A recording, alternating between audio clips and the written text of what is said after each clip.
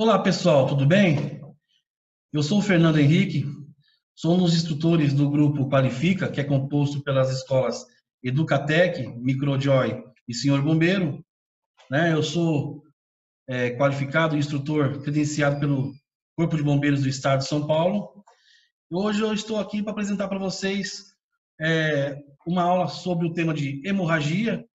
O objetivo principal é de ampliar o conhecimento de vocês, ampliar o estudo das atividades complementares. Lembrando que essa atividade complementar ela é obrigatória, ela faz parte do cronograma do curso de socorrista de vocês.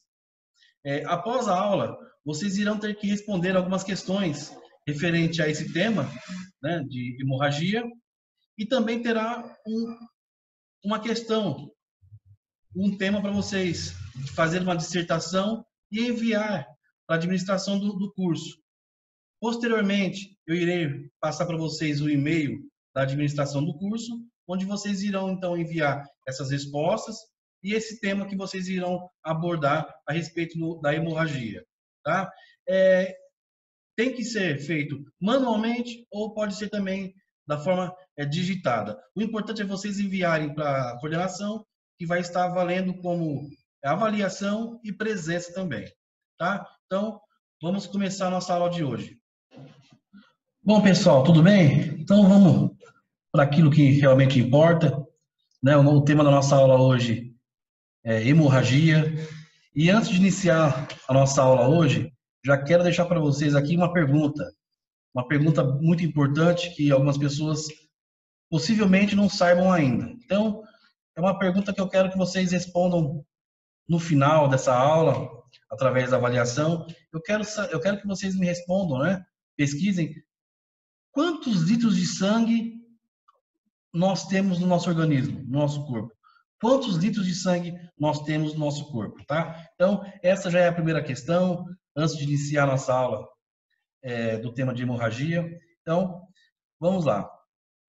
Nós iremos abordar o que hoje, nesse tema de hemorragia? Nós iremos abordar algumas definições, os tipos de hemorragia, as classificações anatômicas, né, das hemorragias, como nós temos que fazer esse controle, essa abordagem de fazer esses controles das hemorragias, o que é estado de choque, tipos de choque, o que é um tipo de choque, e alguns casos de hemorragia também. Então, está bem sintetizado, bem resumido, né?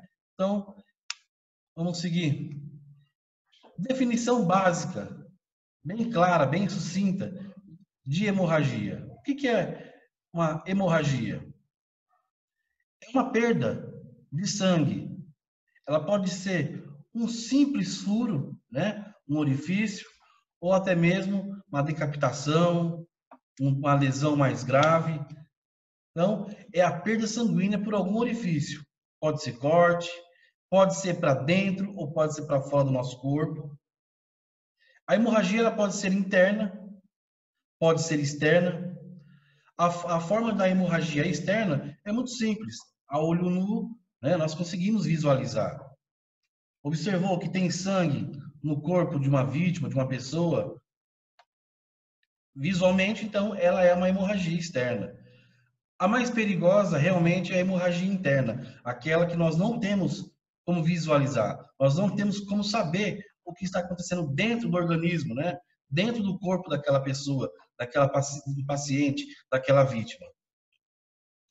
E, além disso, também nós temos as classificações anatômicas da hemorragia, que pode ser tanto como arterial, venosa ou capilar. Nós iremos passar cada uma, né, explicando cada uma delas aqui na sequência agora. Então, vamos iniciar com a hemorragia externa. Tipos de hemorragia existem dois, a hemorragia externa e a hemorragia interna. Vamos explicar agora para vocês o que é uma hemorragia externa. Qual é a definição da hemorragia externa? Essa hemorragia ela ocorre devido a ferimentos abertos, né? Onde o sangue ele é eliminado para o exterior do organismo, do nosso corpo. Como eu disse, a olho nu é possível você visualizar esse sangue extravasando. Quais são os sintomas e sinais que essa hemorragia pode ocasionar em uma pessoa? Pode ocasionar agitação, a pessoa, por estar perdendo sangue, irá ficar pálida, sudorese, né? A pessoa vai ficar sudoreica, vai ficar suando, a pele transpirando, a pele irá ficar fria, o pulso dessa pessoa irá ficar acelerado, fraco, irá ter fraquezas, né? Essa vítima, essa pessoa. E também irá alterar o nível de consciência e, consequentemente, chegará ao estado de choque. Então, esses são alguns sintomas e sinais de uma vítima, de um paciente com uma hemorragia externa. E a hemorragia interna? Qual é a definição de uma hemorragia interna? A hemorragia interna, a definição dela é quando ocorre uma lesão dentro, né, no órgão interno, e o sangue se acumula em algumas cavidades do nosso organismo. Como eu disse, a olho nu, nós não conseguimos visualizar, presenciar esse sangue. Mas, muitas vezes, um exemplo típico, bem claro, capotamento de veículo, de carro. O condutor, o motorista, estava lá, ao volante, não estava utilizando o seu cinto de segurança, e a pessoa ao lado, né, no banco passageiro, ao lado, vamos dar o exemplo, a sua esposa, a esposa estava com um cinto de segurança. E essa esposa que está ao lado do condutor, no capotamento do veículo, ela teve o braço, o membro superior esquerdo decepado, perdeu. Está com uma hemorragia, né, externa visível. E, porventura, o motorista, ele não teve nenhum tipo de perda de membro, mas ocasionou o quê? A pancada dos órgãos internos desse condutor. Aconteceu o que com ele? Uma hemorragia interna. Aparentemente, nós pensamos, a grosso modo, que a passageira é a que está em uma situação mais grave, devido a estar extravasando sangue, ter perdido um membro, né? Sendo que pode, e na maioria das vezes é o contrário, o condutor que teve a hemorragia interna, passa por algum tratamento clínico mais simples no hospital, vai para casa e em poucos dias ou em poucas horas a pessoa pode perder a vida. Se não for feito um diagnóstico mais detalhado, mais complexo pelo hospital, pelo médico. Então a hemorragia interna é muito complicada, é muito importante ser avaliada. Quais são os locais, né, que essa hemorragia pode ficar acumulada? No peritônio, nas pleuras, nas meninges. Então, e, como eu já mencionei, geralmente não é visível. Quais são os sintomas e sinais que a hemorragia interna pode nos proporcionar? Quais são os sinais que essa hemorragia pode nos passar através do nosso corpo?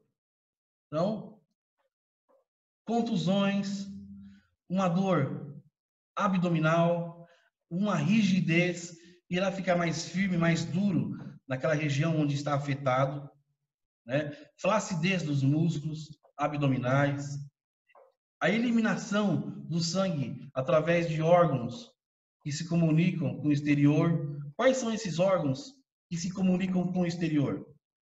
Nariz, pavilhão auditivo, né, a orelha, vias urinárias, através do vômito ou alguma tosse, uma presença de sangue. Então, são esses órgãos que vão se comunicar com o meio externo. Observou que a vítima, o paciente, está tendo esse tipo de situação, de sinal, é muito importante correr para o hospital para poder fazer essa avaliação.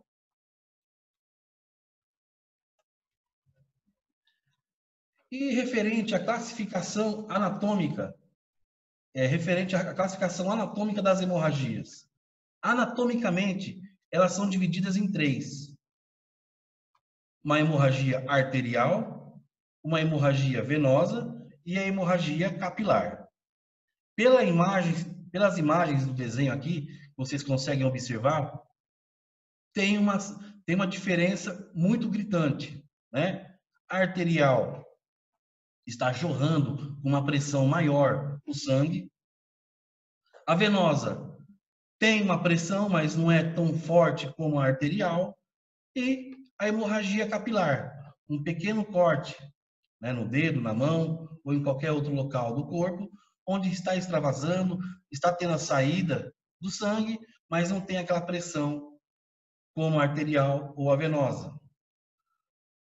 Então, vamos explicar agora para vocês essas três formas.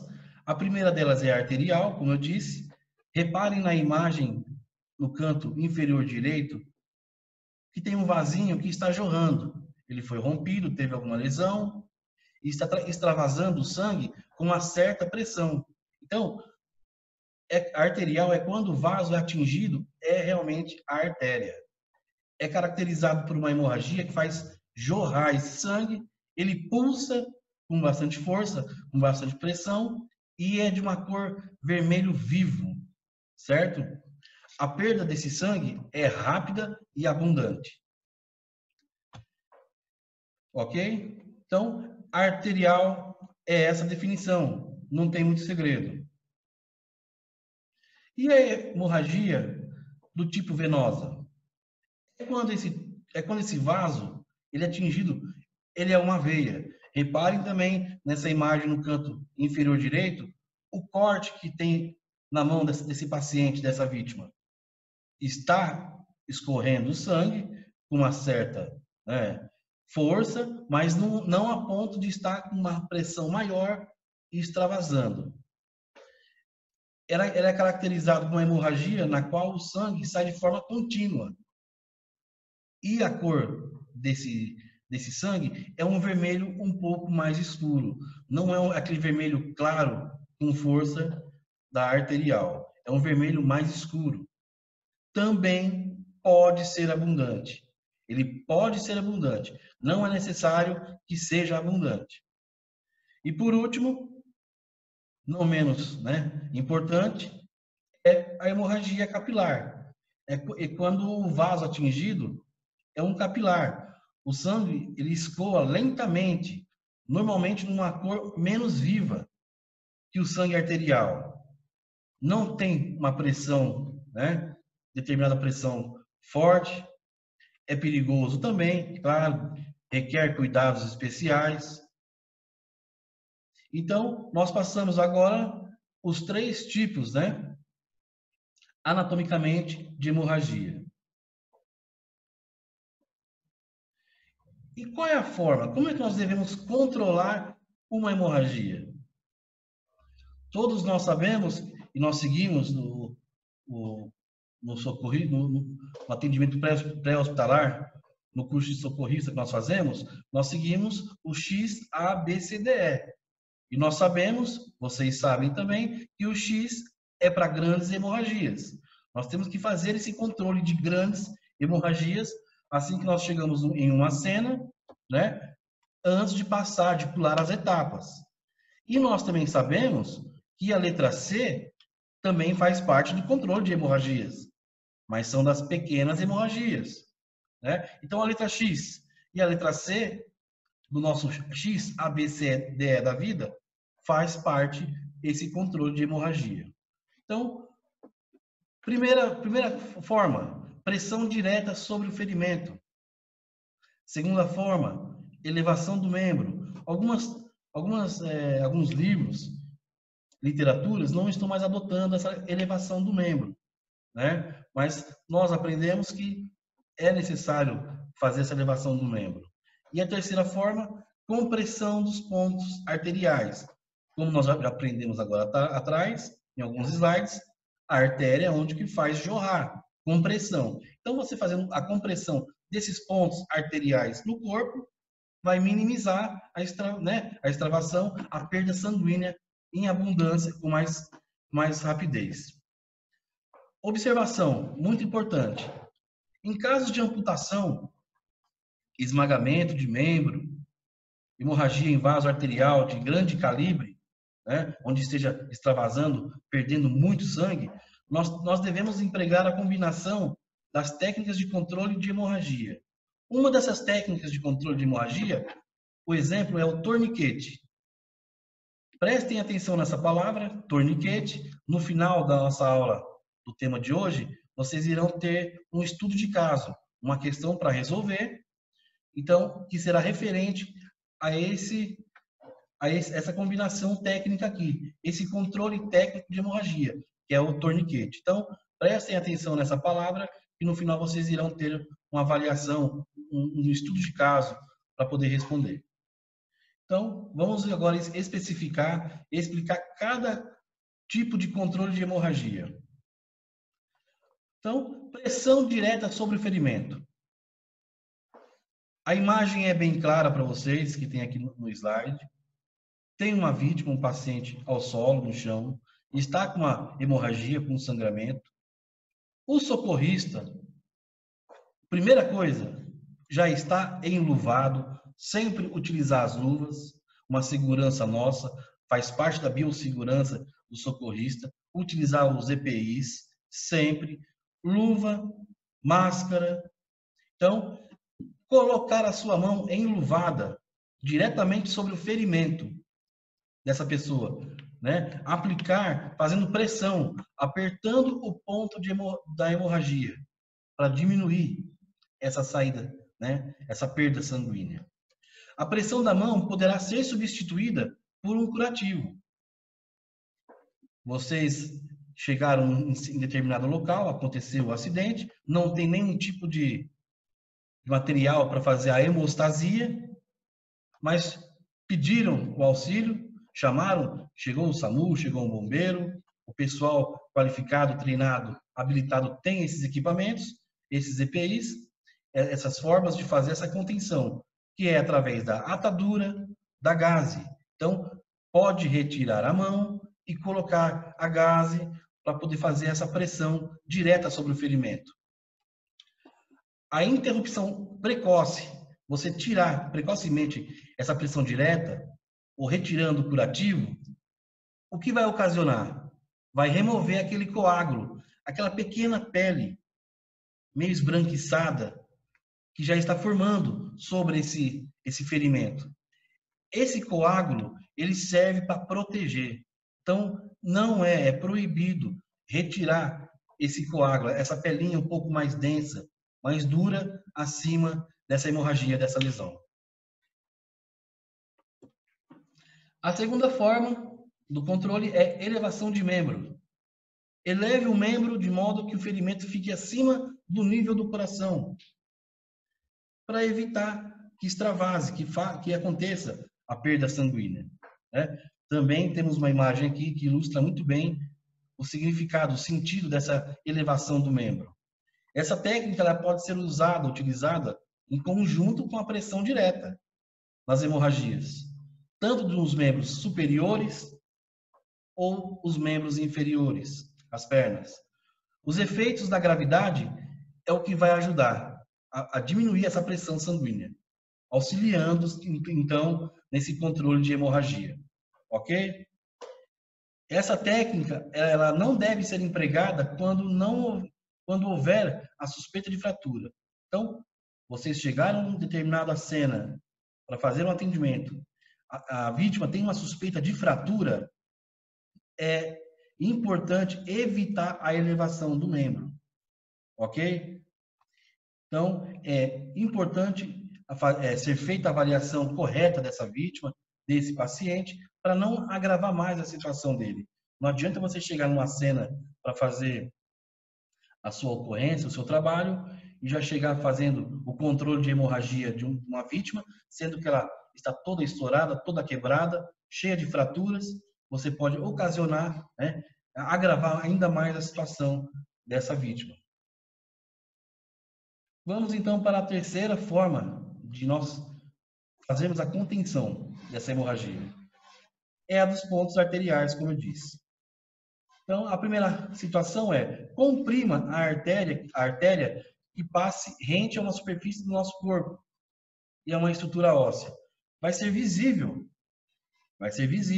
você vendo aquela artéria jorrando sangue. Então, tenta fazer essa compressão nesse local, ok? Para diminuir, para minimizar, mitigar essa perda sanguínea.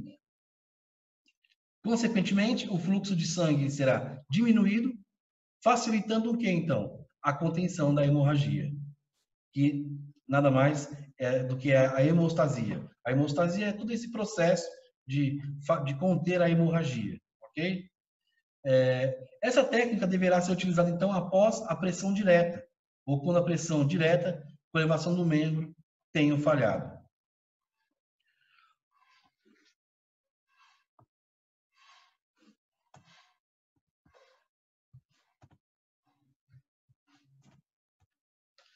Em relação ao tratamento pré-hospitalar, nós, como socorristas, nós que estamos fazendo, né, esse curso de atendimento pré-hospitalar, qual é a nossa função? Qual é o conhecimento que vocês, que nós temos que ter para fazer essa avaliação diante de uma situação dessa? Nós temos que fazer o quê? Realizar o quê? Nós temos que expor o local do ferimento, ok? Mas essa exposição desse local do ferimento tem que ter um certo cuidado. Nós temos que zelar pela nossa vítima, por esse paciente. Não é de uma forma assim aberta, efusiva. Hoje em dia, as pessoas, os curiosos, a população, todos têm celular. Todo mundo gosta de tirar foto e ficar filmando. Então, nós temos que evitar essa exposição da vítima para a população, ok? Mas nós temos que, evidentemente, expor esse local do ferimento para fazermos, né, a nossa hemostasia, o nosso controle, o nosso trabalho. Então, temos que efetuar a hemostasia, afrouxar as roupas dessa vítima. Nós temos que prevenir a perda de calor dessa vítima. Está perdendo líquido, sangue, consequentemente, pode entrar numa hipotermia. Nós não devemos dar nada para esse paciente, essa vítima, comer ou beber. Ministrar oxigênio suplementar, se for necessário. E de que forma que nós vamos saber se nós temos que ofertar esse oxigênio suplementar? Através do oxímetro, através daquele equipamento oxímetro, nós vamos saber, né, se essa vítima está precisando ou não. A oxigenoterapia. Estabilizar e transportar esse paciente de uma forma digna, correta, para não agravar mais essa situação dele. Ok? A observação em relação ao tratamento pré-hospitalar. A primeira técnica a ser empregada em hemorragias visíveis é a pressão direta sobre o ferimento. Avaliou a cena, chegou no local, viu a pessoa, o paciente, a vítima, já faça a compressão direta sobre o ferimento. Posteriormente, nós iremos fazer, né, tomar outras atitudes. E em relação ao estado de choque, e se a nossa vítima, né, está chegando, ela está entrando em estado de choque? E o que é um estado de choque? Qual é essa definição de estado de choque? O estado de choque é a diminuição, é o déficit perfusional de oxigênio. É quando não tem o oxigênio em abundância, né, dentro do sangue, que vai fazer toda a parte da circulação que leva oxigênio para o nosso cérebro, para o nosso corpo inteiro. Então, está diminuindo, está faltando oxigênio no interior do sangue, essa vítima pode entrar em estado de choque. Então, estado de choque é uma reação do organismo. É uma condição na qual o sistema circulatório não fornece circulação suficiente para cada parte vital do corpo. Está diminuindo, está faltando oxigênio, as partes do nosso corpo não terão, consequentemente, de forma correta, o oxigênio. Uma das funções do sistema circulatório é distribuir o sangue com oxigênio e nutrientes. Quando isso, por qualquer motivo, deixa de acontecer, o exemplo que nós demos foi um capotamento, um acidente, essa condição, se essa condição não for revertida de uma forma rápida, ocorre o que denominamos, então, estado de choque. Quais são as causas para que ocorra um estado de choque? Em relação ao coração, é a insuficiência cardíaca. O coração ele não consegue bombear. O coração não vai ter aquela pressão, a força suficiente, a quantidade de sangue para, né, mandar para o organismo, para o nosso corpo inteiro, para os órgãos, para funcionar. Os vasos sanguíneos, o que acontece com eles?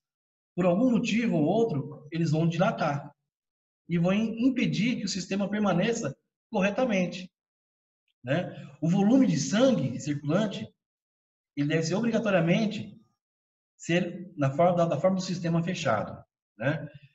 Quando os vasos eles são lesados, acontece alguma ruptura, alguma lesão, a consequência é a diminuição desse volume sanguíneo, podendo então levar ao estado de choque. Existem alguns tipos de choque. A maioria das pessoas conhecem aquele choque que fala, é o choque que perde sangue. A vítima, o paciente está perdendo muito sangue, ele vai entrar em estado de choque. Sim, existe esse tipo de choque, que é o que nós vamos ler agora, mas existem outros também, que são muito importantes também. Aqui na imagem que eu coloquei para vocês, existem, então, o choque anafilático, hipovolêmico, o choque séptico, cardiogênico, neurogênico, né? E o choque térmico.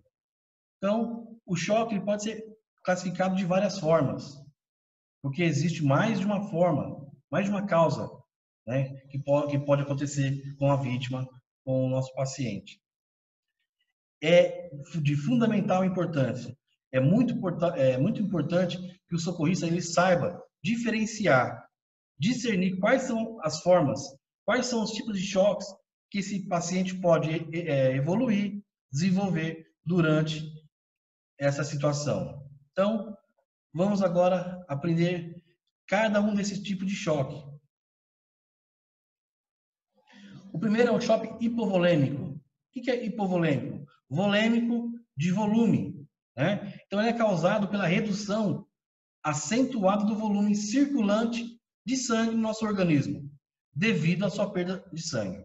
Então, não é somente o sangue que vai sair, que nós vamos perder. Nós iremos perder nutrientes, nós iremos perder, né, plasma também. São várias situações que nós perdemos no nosso organismo e isso vai ocasionar o choque hipovolêmico. O choque também hipovolêmico, ele pode ser chamado como choque hipovolêmico do tipo hemorrágico, certo? Então, é a perda de líquido. A vítima, o paciente, ele vai ficar desidratado. Pode ser através de vômito, pode ser através de diarreia. Toda essa perda sanguínea de líquido, de nutrientes do organismo, do corpo da pessoa, vai levar a essa perda de volume, ok? Existe essa tabela, que é muito importante vocês pegarem ela e estudarem. Essa tabela é tema para uma outra aula, uma aula somente para explicar esse significado. Essa tabela do choque hipovolêmico é o seguinte, existem 4 classes para o choque hipovolêmico, né? Ao lado esquerdo, vocês conseguem analisar perda de sangue em ml, perda de sangue em porcentagem, frequência cardíaca, o estado mental desse paciente, dessa vítima. E existem essas 4 classes. Na primeira e na segunda classe, o nosso organismo, ele consegue trabalhar, ele consegue fazer o controle e fazer a reposição sanguínea. É claro que não vai ser uma reposição imediata, de uma forma 100%, mas na primeira classe, na segunda classe, o nosso corpo ele consegue suprir, entre aspas, o nosso organismo, os nossos órgãos vitais. Ele retira um pouco de nutriente de um local, retira um pouco de água de outro local, retira um pouco de sangue de outro local, para suprir a nossa necessidade do nosso corpo. Agora, a classe 3 e a classe 4, quando ocasiona esse choque hipovolêmico, essa perda sanguínea é muito maior, o nosso corpo não tem como dar essa ajuda. Daí essa ajuda, consequentemente, é exterior, é através de soro, de ringer lactato, é uma outra forma. Então, é muito importante vocês analisarem essa tabela aqui e pesquisarem ela também, tá? A segunda forma é o choque distributivo. E o que significa esse choque distributivo? Ocorre quando o volume sanguíneo ele é anormalmente deslocado do sistema vascular. Ele ocorre quando ele se acumula nos vasos sanguíneos periféricos.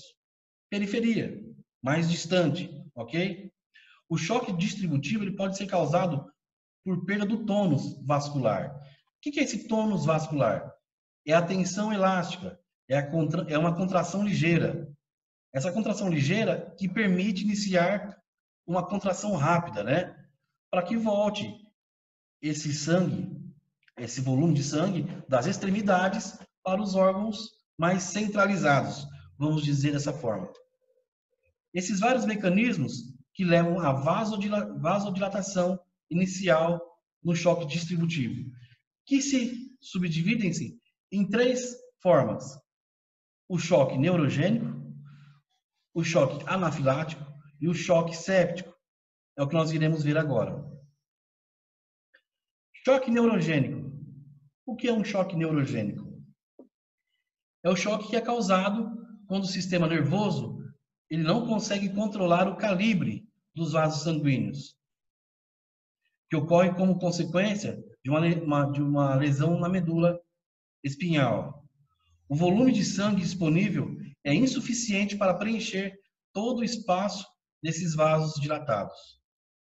Ok? Então, esse vaso neurogênico, ele não consegue controlar o calibre, a quantidade desse sangue nos vasos sanguíneos. O choque anafilático, ele é causado quando uma pessoa entra em contato com uma substância na qual ela é alérgica, pelas seguintes formas. Quais são as formas que uma pessoa, uma vítima, pode sofrer esse choque anafilático? Ingestão, inalação, absorção ou injeção. O choque anafilático mais conhecido, né, o exemplo mais clássico que nós conhecemos, é a picada de uma cobra, né? Então, esse choque anafilático, ele é o resultado de uma reação alérgica severa e que vai ameaçar a vida. Irá apresentar alguns sinais e sintomas característicos como: quais são esses sinais característicos devido ao choque, né? Prurido. O que é prurido? É uma sensação de incômodo. A vítima, a pessoa, vai se sentir incomodada. Ardor na pele, vai ter uma ardência na pele. O edema generalizado. Dificuldade de respiração. Esses são alguns sinais e sintomas característicos do choque anafilático. E o choque séptico? Esse choque séptico ele é ocasionado quando micro-organismos lançam toxinas que provocam uma dilatação dos vasos sanguíneos. Em que local é mais comum ocorrer esse choque séptico? Vocês abatem assim, de cabeça, já sabem responder? Qual local que ocasionalmente ocorre mais? Esse volume de sangue ele se torna insuficiente para preencher o sistema circulatório que está dilatado. O choque séptico ele ocorre geralmente no ambiente hospitalar. Então, intra-hospitalar, dentro do hospital. É pouco observado por nós socorristas, porque nossa função é de fazermos o nosso trabalho de resgatar, de fazer o socorro, fazer todo o procedimento, embarcar na ambulância e levar, né, até o hospital. Nossa função é de fazer o atendimento pré-hospitalar.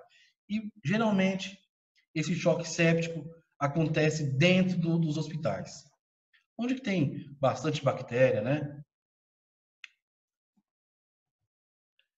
Choque cardiogênico. O choque cardiogênico, ele é causado pela falha do coração, a falha do bombeamento sanguíneo. E a insuficiência não está irrigando de uma forma condizente 100%. Essa bomba está com problema, está falhando, né? Então, o coração ele não consegue bombear sangue com eficiência.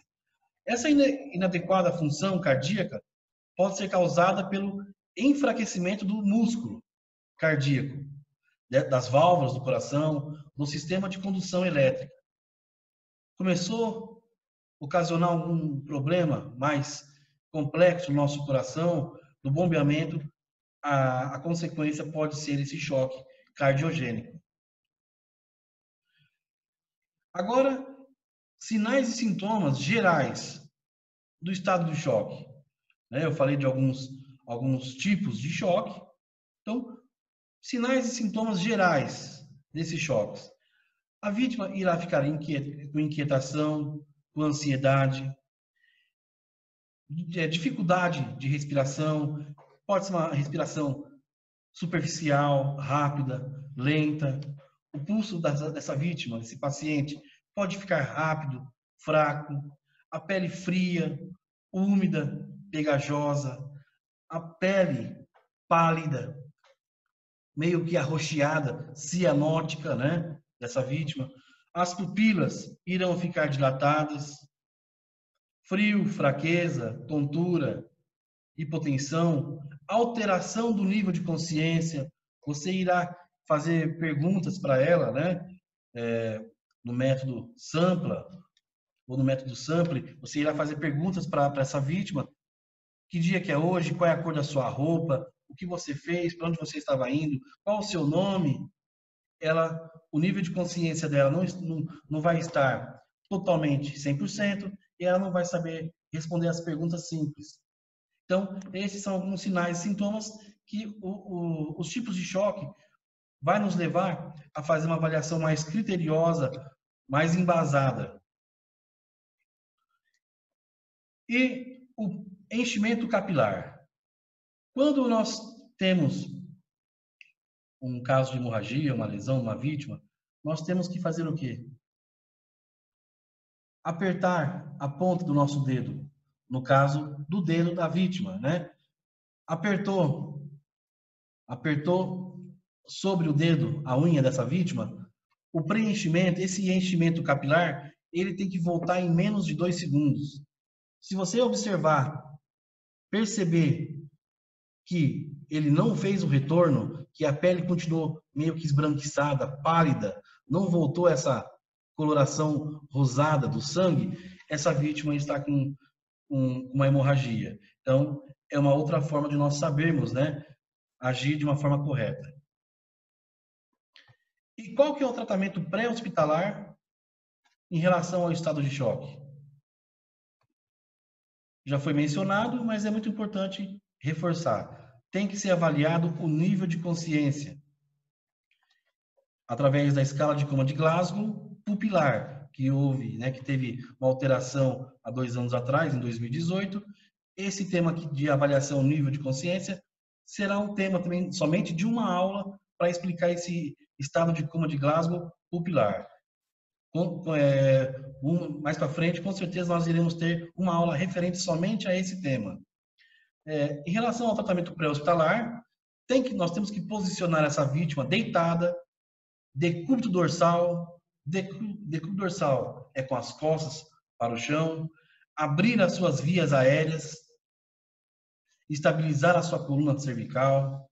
Nós temos que avaliar a sua respiração e a sua circulação, efetuar a hemostasia, afrouxar as roupas também, prevenir a perda do calor, a hipotermia dessa vítima, e posicionar o paciente sobre uma maca rígida, uma prancha, ok? E se houver uma suspeita de trauma do crânio encefálico, o famoso TCE, temos que tomar um cuidado especial, ok? E quais são os casos de hemorragia? Vamos falar agora um pouco sobre casos de hemorragia. Hemorragia menstrual, hemorragia digestiva, hemorragia pós-parto, um AVC hemorrágico, realmente faz parte de uma hemorragia dentro da nossa cabeça, do nosso cérebro, e uma hemorragia que aparentemente pode ser simples, a nasal, mas se não for tratada, se não for cuidada, pode também ocasionar ocorrências, né, sintomas mais graves com o paciente, com a pessoa. Hemorragia menstrual, por uma forma óbvia, é mais ligado às mulheres. Então, a hemorragia menstrual é aquela que acontece fora do ciclo menstrual, né? Ocorreu uma menstruação fora do seu ciclo, ou também quando existe a menstruação normal, o ciclo menstrual normal da mulher, e for abundante, mais de 7 dias. É uma hemorragia menstrual. Então, pode ser de que forma? Duas formas. Fora do ciclo menstrual, ou quando a menstruação da mulher está abundante e está passando por vários dias do seu ciclo. Em excesso, ela é perigosa, causa diminuição acentuada de ferro e aparecimento de anemia no organismo, no corpo dessa pessoa, dessa mulher. Então, e a consequência vai ser qual? A redução da quantidade de oxigênio no organismo feminino. Além disso, dependendo da causa do sangramento, essa pessoa, essa mulher, ela pode possuir um grave problema de saúde, como um câncer também. Tratamento para uma hemorragia menstrual. Em casos hormonais, são usados contraceptivos orais. Já em caso de infecção, é recomendado antibióticos, né? Que é mais adequado, mais seguros. E em casos mais graves, como um mioma uterino, um câncer, quando for diagnosticado pelo médico, pelo doutor, a indicação mais correta é a cirurgia dessa pessoa, dessa mulher. Sintomas de uma hemorragia menstrual: perda de sangue, abundante pela sua vagina, por mais de 7 dias, dor na região íntima, na região aqui embaixo, no pubis, menstruação com pedaços grandes, inchaço abdominal, um cansaço mais fácil durante, né, o dia, a noite, e a mulher irá ficar mais cansada. Pode ocorrer o quê? Febre. E quais são as causas dessa hemorragia menstrual? O que pode ocasionar nessa pessoa, nessa mulher? Modificações do seu útero, como mioma, pólipos, né, até chegar o câncer. Alterações na coagulação sanguínea pode ocasionar também. Problemas hormonais. Alteração, né, do ciclo menstrual também pode ocorrer. Infecção no seu útero, bexiga. Pode ocorrer o quê? Um aborto espontâneo para as mulheres grávidas. Então, essas são algumas das causas de uma hemorragia menstrual. E uma hemorragia digestiva? A hemorragia digestiva, ela pode ser hemorragia digestiva alta e uma hemorragia digestiva baixa, o HDA e o HDB. Então, a hemorragia digestiva alta é a hemorragia que decorre de uma lesão próxima ao ligamento de Treitz. Eu peço para vocês que vocês pesquisem o significado, o que é esse ligamento de Treitz. Faz parte dessa aula também, né? Então eu quero que vocês pesquisem para ter um entendimento do ligamento de Treitz, tá? Onde que ele fica localizado no nosso organismo, qual parte, ok? Então é mais um tema para vocês pesquisarem para terem um entendimento. Como a nossa aula hoje é de hemorragia, não dá para entrar nesse tema, assim nós perderíamos algum tempo. Hemorragia digestiva alta, local de sangramento são esôfago, estômago, duodeno. Expressa-se por uma hematêmese. O que é uma hematêmese? É a saída de sangue pela boca, conhecido como vômito. A pessoa está vomitando sangue, né? Então, é a famosa hematêmese. Isso ocasiona, acontece através dessa hemorragia digestiva. E a hemorragia digestiva baixa, o HDB? São hemorragias que decorrem de lesões distantes desse ligamento, do ligamento de Treitz. Os locais de sangramento são o intestino delgado, grosso ou reto, ok? E expressa-se por uma enterorragia. Então, para poder simplificar mais, a hemorragia digestiva alta, ela fica onde? Os locais são esôfago, estômago e duodeno. E a hemorragia digestiva baixa são aquelas lesões que estão mais distantes. Uma está distante do ligamento de Treitz e a outra está mais próxima do ligamento de Treitz. Quais são as causas dessa hemorragia, a hemorragia digestiva? As causas da hemorragia digestiva alta pode ocasionar o quê? Úlcera gástrica, úlcera duodenal, varizes, câncer no esôfago, estômago, duodeno. E quais são as causas de hemorragia digestiva baixa? Hemorroida, uma fissura anal, né? Então, um câncer no intestino. Sintomas. Quais são os sintomas? A hemorragia digestiva alta, quando a vítima, a pessoa está quando ela está com uma hemorragia digestiva alta, o sintoma que nós conseguimos perceber são vômito com sangue ou coágulos no sangue, sangue nas fezes. Já na hemorragia digestiva baixa, sangue vermelho vivo nas fezes. Ok? Tratamento dessa hemorragia digestiva: transfusão sanguínea, uso de medicamentos em casos graves e, consequentemente, uma cirurgia. Caso de hospital rápido, né? Ninguém tem que vomitar sangue. Isso não é uma coisa normal. Ninguém tem que... não é normal sair fezes, sair sangue nas fezes. Então, presenciou hospital rápido para tratar essa situação. Hemorragia pós-parto. O que nós podemos falar de hemorragia pós-parto?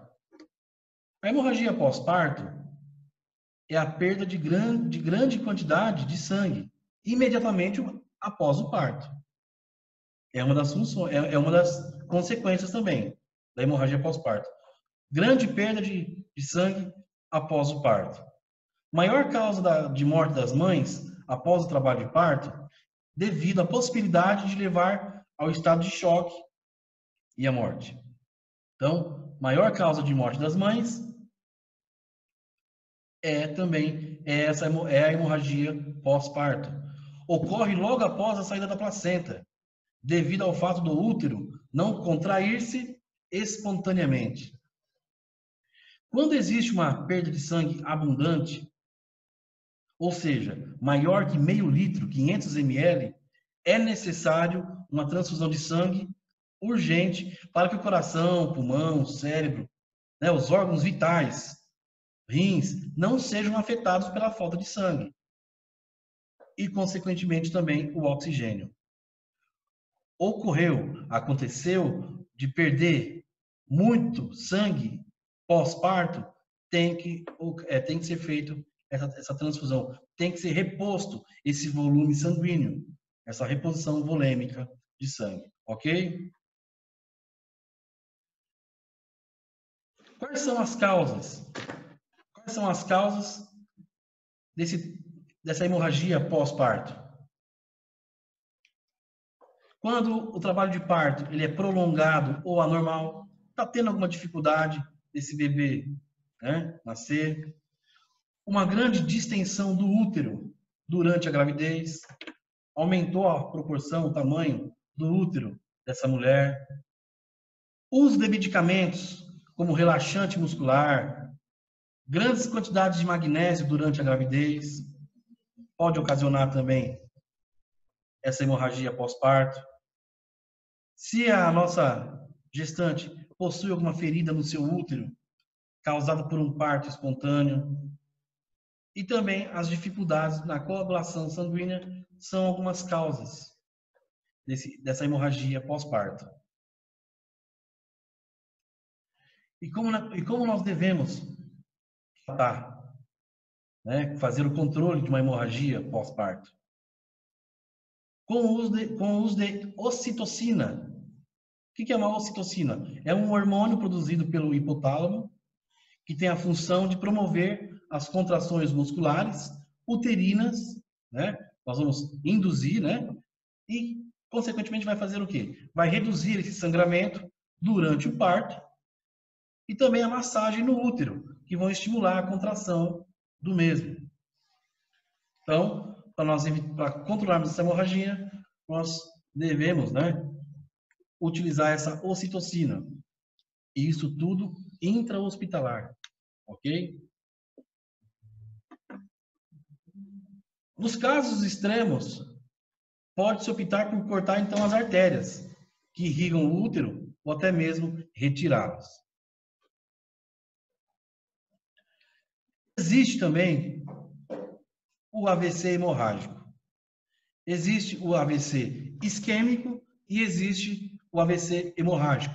O isquêmico é aquele que é um entupimento, né, das veinhas na nossa cabeça. Mas como o nosso tema hoje é sobre hemorragia, então nós iremos falar sobre o AVC hemorrágico. E o que é o AVC hemorrágico? Esse acidente vascular cerebral hemorrágico, ele é caracterizado pelo sangramento numa parte do cérebro. Rompimento de algum vaso sanguíneo no interior. Então nós temos que prestar atenção em algumas causas desse AVC hemorrágico. A pressão dessa pessoa vai ficar totalmente alta e descontrolada, pode levar a um aneurisma, distúrbios, né? Essa pessoa pode ter tido uma queda, uma pancada, bateu a cabeça em algum local, no vidro de um veículo. Quais são os sintomas desse AVC, desse acidente vascular hemorrágico? Dor de cabeça muito forte, a perda da força de um dos lados do corpo, né? Vai comprometer todo um lado do corpo dessa pessoa, dessa vítima. A paralisia súbita de um dos lados do corpo, principalmente braço e perna. Dificuldade de falar e compreender. Você vai perceber que a fala dela está um pouco estranha, caída. Perder uma parte ou total da visão. Dormência da face, né? No rosto, nas mãos e pernas. Dificuldade para se locomover, andar. Essa pessoa irá ter tontura, perda de equilíbrio, perda de coordenação. Um teste simples que eu vou passar para vocês. Vocês vão chegar diante de uma pessoa, pode ser um familiar de vocês também, ou uma vítima. Peçam para ela segurar as duas mãos e puxar com força. Se essa pessoa não tiver essa coordenação, essa força de puxar as suas duas mãos, é um dos sintomas também. Tratamento para o AVC, né? O acidente vascular cerebral hemorrágico. O tratamento do AVC, ele pode ser feito através de uma cirurgia no cérebro ou com administração de medicamentos, dependendo do tamanho da lesão e da sua localização e do estado do paciente. É importante iniciar uma fisioterapia ocupacional, né? Uma terapia ocupacional. Após a melhora desse paciente, para poder dar uma qualidade de vida melhor e diminuir né, as sequelas dessa lesão que ele sofreu. Quais são os fatores de risco de um AVC hemorrágico? Quais são os fatores que essa pessoa pode desenvolver um AVC? Obesidade, hipertensão, diabetes, tabagismo, a pessoa fuma muito, demasiadamente, alcoolismo, sedentarismo e colesterol alto. Ou seja, é o que mais de 50% da nossa população enfrenta hoje. Obesidade, come coisas que não prestam, hipertensos, diabetes. Às vezes a pessoa nem sabe que tem diabetes, não faz algum exame. A pessoa fuma, bebe, come, bebe, fuma, não faz uma atividade física. Então, esses são alguns fatores de risco que pode levar as pessoas a sofrerem um AVC hemorrágico. E as sequelas? Uma paralisia, dificuldade de falar, de engolir, pensar, fazer as atividades da vida diária, né, do nosso cotidiano. Então, são algumas sequelas. É bem capaz que cada um de nós, de vocês também, conheça uma pessoa que já sofreu um AVC e tem esse conhecimento. Então, a prevenção. Como nós temos que fazer para prevenir, evitar esse AVC hemorrágico? Praticar regularmente exercícios físicos, fazermos dietas, evitarmos o quê? Gorduras, sal, procurar fazer um acompanhamento sempre com o médico e fazer o controle, né, da nossa pressão arterial. Essa é uma das prevenções do AVC hemorrágico. E, por último, chegando na nossa aula, hemorragia nasal. É o sangramento nasal, né? Filhos de vocês, sobrinhos, ou mesmo vocês já passaram por isso. Então, o que é uma hemorragia nasal? Ou mesmo, que tem o nome de epistaxe, né? Geralmente, o sangue está localizado na parte interior do septo nasal. Pode ser uma pancada, romper algum vasinho, né? Vai assoar num banheiro, ou muito sol, jogando bola, caminhando durante um dia ensolarado. Isso pode romper algum vaso e vai extravasar esse sangue. Para fazer a contenção desse septo nasal aqui, é muito simples. Nós devemos inclinar levemente para frente a cabeça e deixar que extravase, que saia. Não é para inclinar para trás a cabeça, para fazer o retorno do sangue. É simplesmente inclinar para frente. Se persistir o sangramento, procurar um médico. Então, sangrou, vai lá fazer a limpeza, faz a limpeza. Passou 5 minutos, voltou a sangrar, segure, pressione aqui novamente, 5, 10 minutos. Faça esse pinçamento. Fez a limpeza, a higienização, não parou, não teve a contenção, não conseguiu conter, procure um médico. Causas dessa hemorragia nasal: ar seco, né? Seca as membranas nasais, deixam elas mais suscetíveis a infecções, né? Não estão úmidas. A consequência de estar seco o ar vai gerar uma sujeira no interior do nosso nariz. A consequência nossa é ficar cutucando, mexendo no nosso nariz, é onde pode romper algum vaso. Causas: sinusite também. As pessoas que têm sinusite, rinite, ficam espirrando muitas vezes por dia.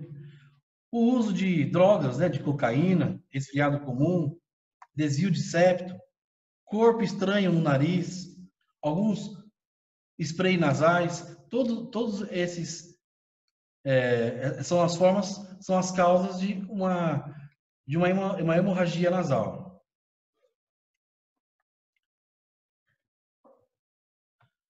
Agora, nós estamos chegando no final da nossa aula do tema de hemorragia. Eu vou passar para vocês algumas questões que vocês irão ter que responder na casa de vocês. é de acordo com essa aula, tá tudo bem simples, mas se quiserem pesquisar, melhor ainda, façam isso. Tudo isso é para o enriquecimento de vocês. Então, são essas questões aqui que vocês terão que responder como questões de atividade complementar. Faz parte já do nosso conteúdo, do nosso curso de socorrista, tá? Faz parte do nosso curso de APH, de atendimento pré-hospitalar. Então, vocês vão definir o quê? Defina hemorragia. Quais são os tipos de hemorragia? Diferencie a classificação anatômica das hemorragias. Quais são as formas de controlar uma hemorragia? Explique, se caso tiver formas. Em relação ao atendimento pré-hospitalar, qual que é o procedimento a ser tomado quando vocês se deparam com uma vítima em estado de hemorragia? Qual que é o procedimento de um socorrista profissional? O que é um estado de choque? Quais são os tipos de choque? Se caso existe, não sei. Às vezes não existe. Mas se existir tipos de choque, explique cada um deles. E cite pelo menos 3 tipos, né? 3 casos de hemorragia. Essas aqui são as questões. Eu vou enviar para vocês o e-mail da escola, da coordenação. Vocês irão ter que responder essas questões ou digitadas ou manuscritas, né? Escritas, e enviar para a escola. Será contabilizado como aula dada, conteúdo dado complementar, né? E, consequentemente, será também anotado a presença de cada aluno. Será através dessas atividades que será computado a presença dos alunos. E fora essas 8 questões, nós temos um estudo de caso. O estudo de caso é esse aqui. Descreva de uma forma sucinta, tranquila, né, limpa, bem clara, qual que é a importância da função do uso do torniquete. Então, vocês vão descrever, no mínimo, 20 linhas, ok? Não é para poder escrever em 10, 15 linhas. No mínimo, em 20 linhas, vocês vão escrever se o uso do torniquete ele é permitido ou não. Se ele é permitido, o torniquete, então vocês vão pesquisar, vocês vão se embasar, vão ver quais são as formas que nós podemos usar o torniquete, em quais situações, se ele pode ser permitido ou não, ok? O que é um torniquete? Então, esse é o estudo de caso. Além daquelas 8 questões, vocês terão, então, esse estudo de caso, que no mínimo em 20 linhas, vocês irão ter que, manuscrito ou digitado, explicar de uma forma, né, clara se o uso do torniquete é permitido ou não, tá? Então, é permitido ou não? Qual o período, qual o prazo, o tempo que pode ser feito o torniquete? E, assim, eu termino essa aula de hoje com o tema de hemorragia. Espero que vocês tenham entendido. Vou finalizar com essa frase. Se você pode sonhar, você pode fazer. Então, eu tenho certeza que todos vocês têm sonhos, assim como eu tenho sonho. Então, nós podemos fazer, nós podemos realizar, nós podemos chegar onde nós queremos. Basta vocês aí e basta eu aqui querer fazer. Então, nós temos que fazer da melhor forma possível. Se você tem um sonho, corra atrás dele. Não adianta ficar em casa deitado, sentado, que esse sonho não vai cair do céu. O máximo que poderá acontecer é alguém trazer um sonho de uma padaria para você. Mas as suas realizações pessoais, você tem que levantar e correr atrás para poder realizar. Obrigado. Mais uma vez, em nome do ICA, das escolas Senhor Bombeiro, Microjoy e Educatec, eu quero agradecer essa aula, né? E espero que vocês possam resolver essas questões. Fiquem com Deus.